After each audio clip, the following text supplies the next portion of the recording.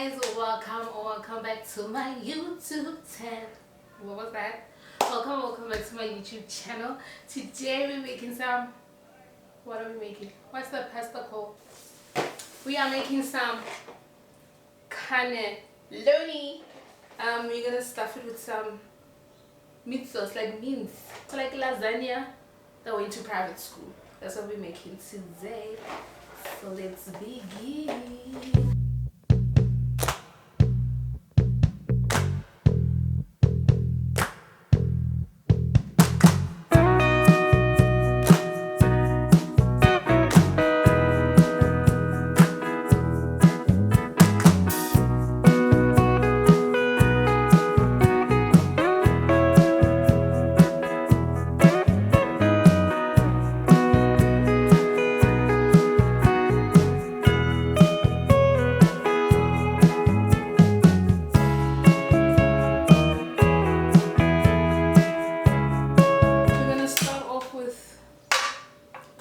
Our veggie, some oil. I'm using olive oil. You can use oil of your choice.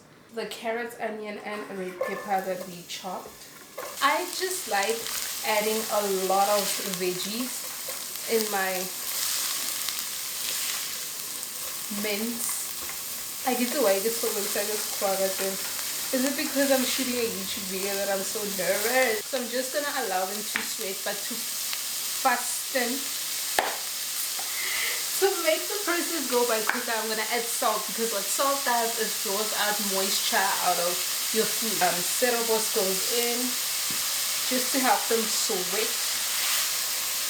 While that's happening, I'm adding in my dried herbs. I've got this Heinz garlic and herb, aromatic garlic and herb. Mixed herbs are going in. Crushed chilies, because I like a bit of spice. You see, I went overboard. I want the spicy. Grabbed some mince out of the fridge. I'm gonna pop it in here, break it apart and brown it. Now that my meat is nicely brown, or still browning, I'm gonna add garlic cloves in. I like to wait to add my garlic cloves because I don't want my garlic to burn before the meat browns. So I got 4 garlic cloves here, but you know with garlic you add as much as you want.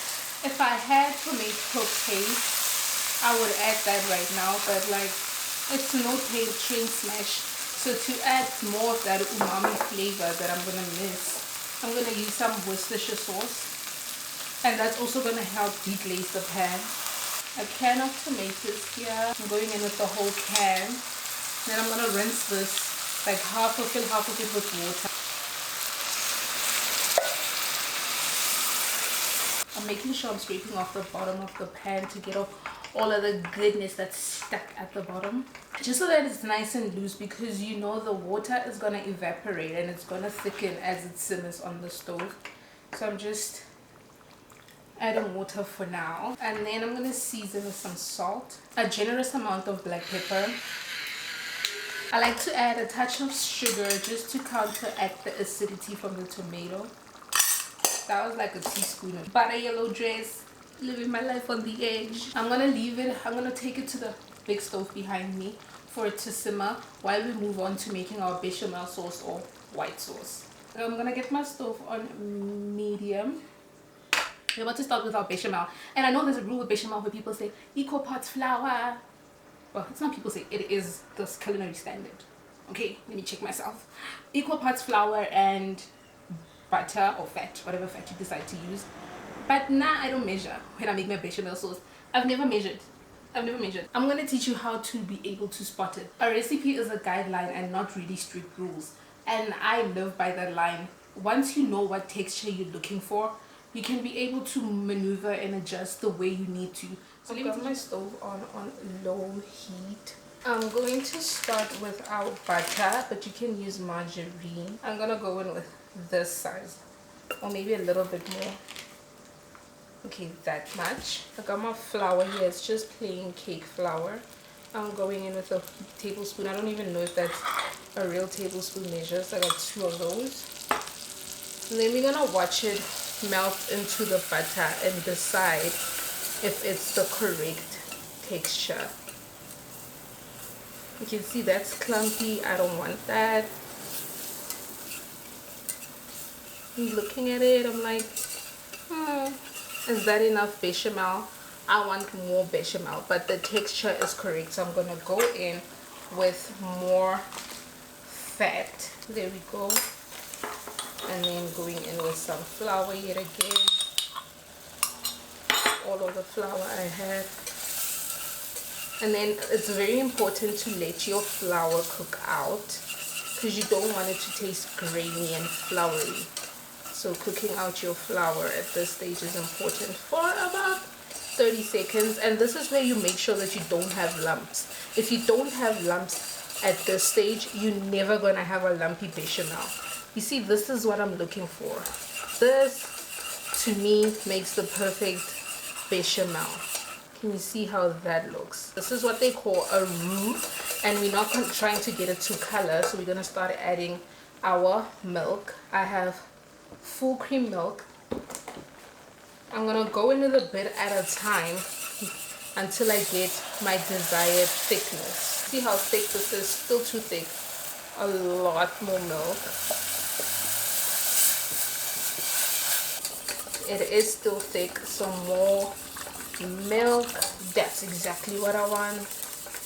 So I'm gonna whisk, add more. And you've noticed I haven't seasoned this yet. I'm gonna season it towards the end.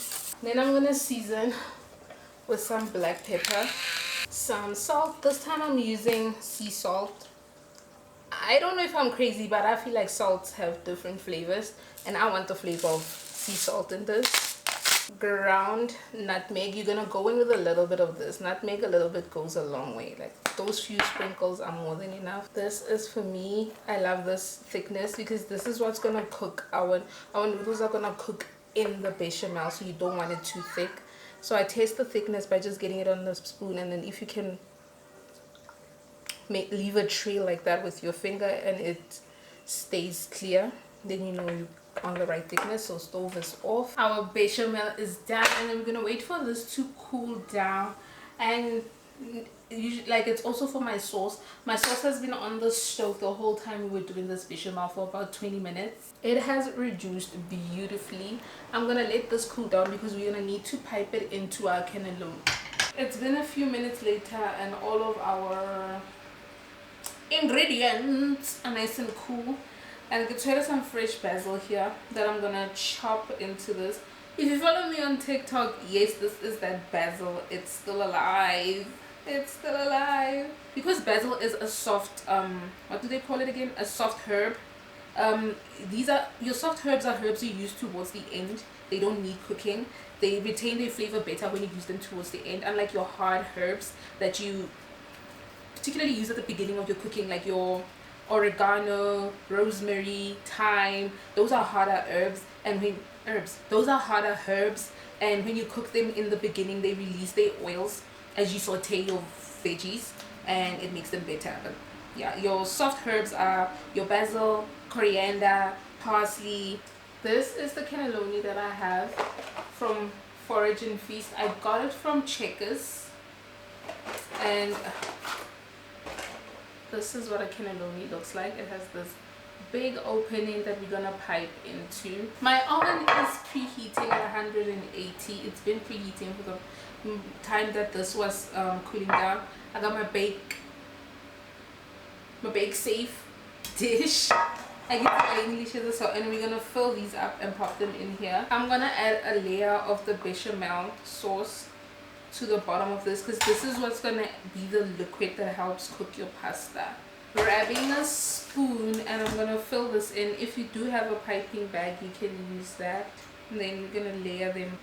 You can stop it from coming out the other side with your finger.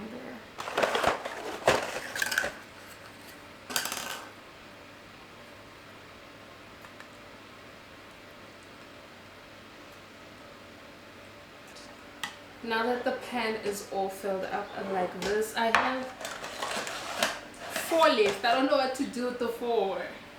That's such an odd thing. And then I do still have some mince left over, which will be perfect like with pasta or whatever. And I'm gonna take what's the white sauce and we're gonna drizzle it on the top. We're gonna cover this in foil and bake it for 30 minutes as the box suggests.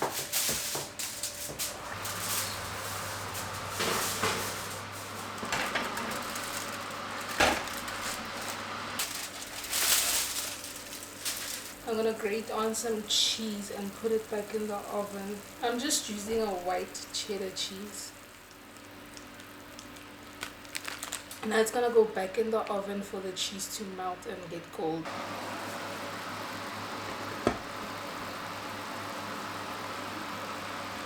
How good does that look like?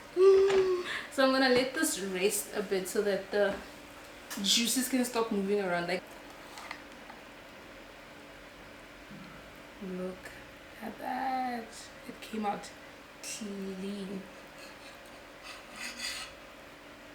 How good does that look? And filled nicely. Look at the cheese pour. Oh, how good. We already know this is gonna taste good.